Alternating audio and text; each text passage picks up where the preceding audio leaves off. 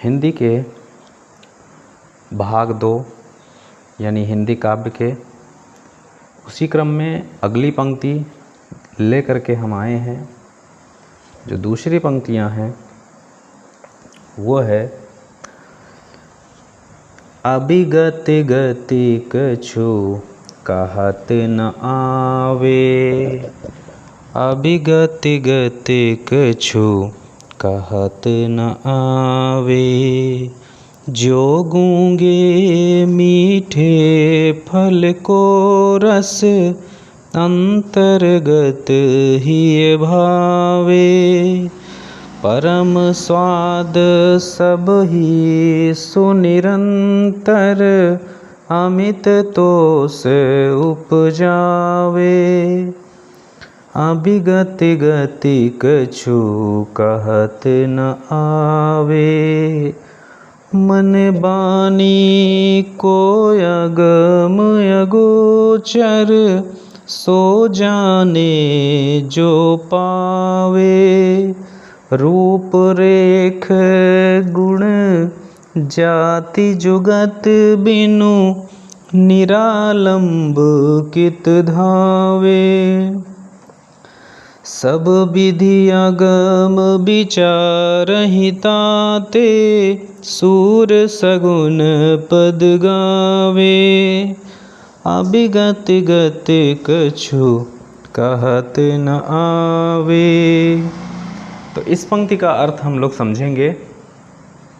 कहा गया है कि अभिगति गति कछु कहत न आवे, यानी सूरदास जी कहते हैं कि जो निर्गुण ईश्वर की अवस्था होती है उसका वर्णन करना असंभव है, यानी हम उसका वर्णन नहीं कर सकते। जो जिसका रूप नहीं है, जो निर्गुण है, जो किसी कोई गुण ही नहीं है, उसकी अवस्थाओं का हम वर्णन नहीं कर सकते, असंभव है। ठीक उसी प्रकार यह उसी व्यक्ति के समान है जो गूंगे मीठे फल को रस अंतर्गत ही भावे, यानी जो गूंगे, गूंगे का मतलब गूंगा व्यक्ति, मीठे फल का स्वाद अपने अंदर ही अंदर एहसास करता है, उसका रसपान करता है, उसका अनुभव करता है। परम स्वाद सब ही सुनिरंतर, और उसका जो स्वाद होता है, परम स्वाद सब ही सुनिरंतर यानी लगातार अमित तोष उपजावे, उसको एक बहुत ही अच्छा अनुभव दिलाते हैं, एक सुंदर एहसास दिलाते हैं। लेकिन वो गूंगा होने के कारण अपने मन की बातों को, जो उसको स्वाद मिल रहा है, जो रस की प्राप्ति हो रही है, वो किसी से कह नहीं सकता। ठीक उसी प्रकार निर्गुण ईश्वर होता है, परमात्मा होता है, हम उसको उसका बखान नहीं कर सकते। मन बानी के अगम अगोचर सो जाने जो पावे, ठीक उसी प्रकार जो मन की बातें होती हैं वो अगम और अगोचर होती हैं। मन की बातों को कोई दूसरा नहीं जान सकता।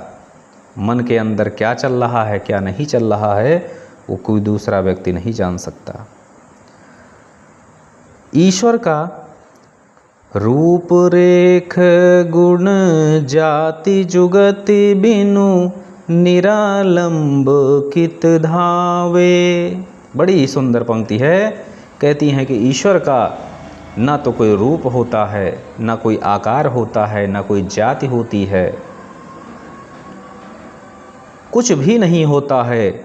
और जब कुछ भी नहीं होता है तो हम निरालंब कित धावत, जब उसका कुछ भी नहीं है तब भी हम उसके पीछे इस तरह से पागल हैं कि वो कहीं ना कहीं हमको ज़रूर मिल जाए। सब विधि अगम विचार ही ताते, सूर सगुन पद गावे। सभी प्रकार से विचार करने के बाद सूरदास जी सगुण पद गावे, यानी जो सगुण ब्रह्म हैं, जिनको उन्होंने देखा है, जिनको वो जानते हैं, उनके पदों का गान करते हैं, उनके पदों के विषय में लोगों को बताते हैं। तो इस कहानी में हमें, इस पंक्ति में हमें यह सीखने को मिला कि जो ईश्वर होता है, निर्गुण जो ईश्वर होता है, जिसका कोई आकार नहीं होता, आकृति नहीं होती, हम उसका जो बखान है वो किस प्रकार से करें, ठीक उसी प्रकार से हो जाता है। जैसे एक गूंगा व्यक्ति है, अब उसको खाने के लिए एक फल दे दिया गया, तो उसका स्वाद अंदर ही अंदर वो महसूस कर रहा है, लेकिन वो किसी को बता नहीं सकता। ठीक वैसे ही जैसे हमारे अंदर जो मन में चल रहा है वो कोई दूसरा व्यक्ति जान नहीं सकता, कोई दूसरा व्यक्ति पहचान नहीं सकता, ठीक उसी प्रकार से। तो ये पंक्तियाँ थी और आशा करता हूँ कि आप लोग अच्छे से इसको समझ पाए होंगे। धन्यवाद।